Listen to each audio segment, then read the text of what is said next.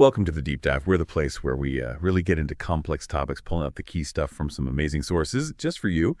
Today, we're grappling with something that, well, on the surface feels pretty solid, maybe even good, this concept of absolute certainty. But here's the question from our source material that really made me pause. When you feel absolutely certain, is that the moment your mind shuts down? It's a really powerful thought, isn't it? Almost uncomfortable. So our mission today is to unpack what that kind of certainty actually means for our thinking, our choices, and, well, maybe even for society. Because, certainty feels like confidence, but our sources suggest it can be, and this is a direct quote, the most dangerous form of blindness.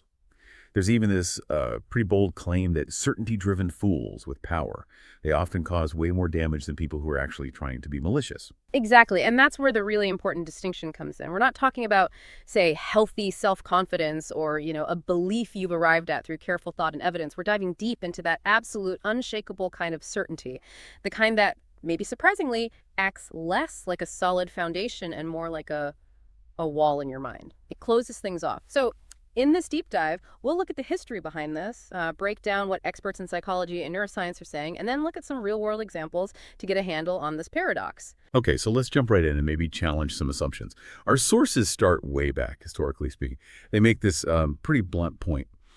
Humanity's always had, well, stupid people. Now, I guess that's not badly shocking news for most of us, right? We've all met people who seem, well, maybe not super open to new ideas. But here's where it gets fascinating, the bit that really grabbed me. The sources argue that this feeling that there are more stupid people around, it isn't necessarily that the percentage has gone up. Instead, it's tied directly to the massive growth in world population.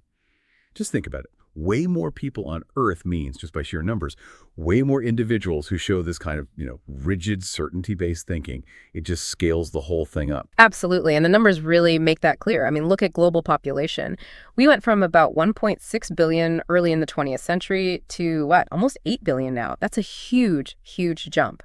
So even if the basic human tendency towards this kind of, let's call it certainty-driven cognitive narrowing, as the sources define it, even if that stayed constant, say at 1%, the raw number of people showing that trait has just exploded. And that magnification makes it more visible, more widespread, and maybe, as we're finding, potentially more damaging in our connected world. These pockets of rigid thinking aren't isolated anymore. They sort of bump into each other, feed off each other. Right, so that first takeaway from the source is basically stupidity isn't new. Larger populations have simply magnified its presence. Yeah. That feels like a really important starting point, doesn't it? It helps frame this not just as, individual quirks, but as something bigger, something amplified that affects communities, conversations, everything. Makes you think about the scale of it all. Which leads us perfectly into the expert analysis, moving from the big picture scale down to, well, how our brains actually work.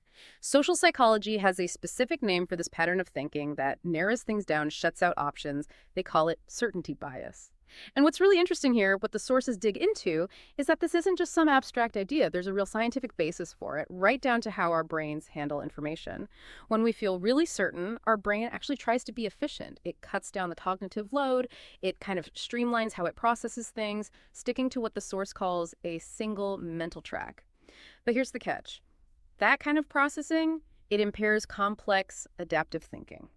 Your brain gets super good at confirming what it already thinks, but it loses flexibility, the ability to really weigh new stuff. Okay, let's try to picture that. It helps sometimes. Like imagine your brain wearing blinders, like they put on racehorses. When you're totally certain, it's like those blinders just snap shut, really narrow, focusing you hard on just one path, one idea, one truth, and you can't see anything else off to the sides. No other routes, no potential problems just outside that narrow view. It's like self-imposed tunnel vision, isn't it? Exactly like that. And that's the real impact, the so what of it all. Our sources really hammer this home with a key summary point. The stronger the certainty, the narrower and more rigid the judgment. Just think what that means. If your judgment gets rigid, it makes it harder to adapt when things change, harder to shift gears when new facts come along, even harder to think up creative solutions. You become less flexible, less innovative, maybe less effective overall at dealing with the messy reality of the world. It's a trap even smart people can fall into. And this isn't just a modern problem, is it? Our sources connect us back to some pretty old wisdom. Think about Socrates. One of the big philosophical heavyweights. His famous line was, "I know that I know nothing." Yeah. He wasn't just being modest, right? He was warning against exactly this kind of mental stiffness. He sort of intuitively knew that absolute certainty feeds ignorance. He got that being open, admitting you don't know everything, isn't weakness. It's actually the foundation for real learning, which feels like such a contrast to a lot of what we see today. Oh, definitely. The contrast is huge, especially, like you said, today. Think about modern politics, which the sources mention. You see so many people who they latch onto a single viewpoint, often absorbed online, and defend it as if it's their own absolute truth. And the real danger, which gets amplified like crazy by online echo chambers and filter bubbles, is that people just get fed stuff that confirms what they already believe over and over. It cements that certainty, often without ever really encountering solid counter arguments or, just different ways of looking at things. It creates this really powerful feedback loop of certainty that's hard to escape, like trying to build a house using only hammers because you're sure they're the best tool for everything. Yeah, that makes sense. And it leads to another really sharp summary from the source. Open doubt expands thinking. Closed certainty reinforces ignorance. That feels almost like advice, doesn't it? Yeah. It really pushes you, the listener, to think about your own media habits, your own conversations. Are you actively looking for different views, challenging your own certainties? Or are you maybe just, building your own certainty walls higher without realizing it? Something to consider when you're scrolling, maybe? And when you pull all these different pieces together, the history, the psychology, the modern examples, the combined evidence summary from our sources offers a really deep insight. It says, stupidity is less about IQ and more about certainty-driven cognitive narrowing. That's such a key point. It's not about brain power. It's about this rigid thinking style. And then comes this really strong, almost disturbing claim. When combined with power, it becomes more destructive than outright malice. Wow.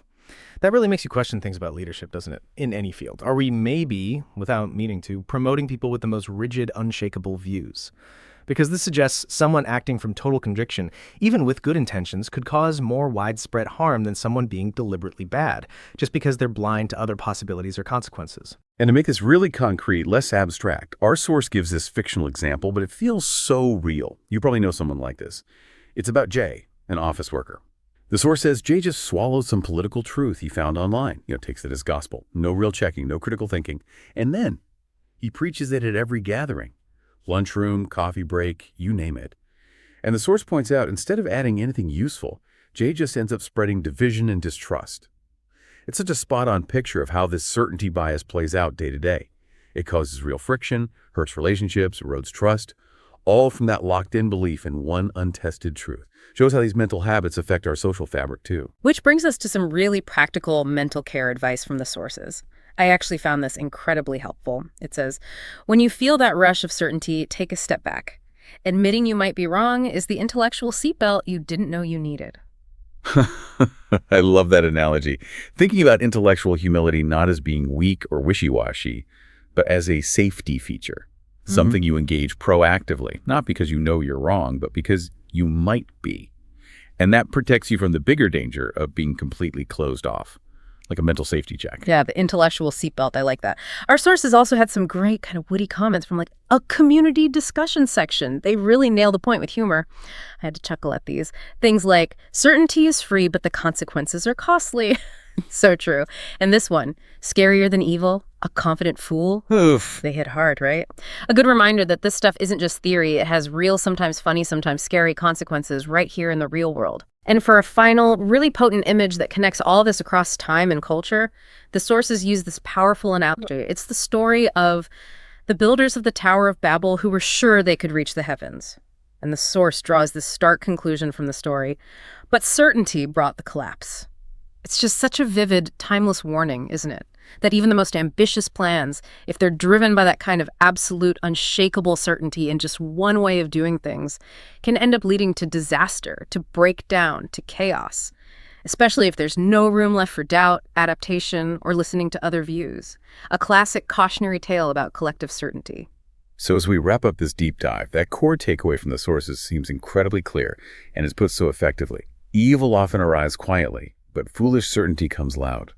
Oh, that really sticks with you, doesn't it? Makes you pay attention not just to what people say, but maybe how certain they sound. And that really leads into the final thought the sources leave us with, a question for you, the listener.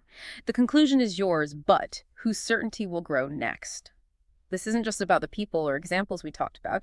It's really an invitation to turn that lens inward.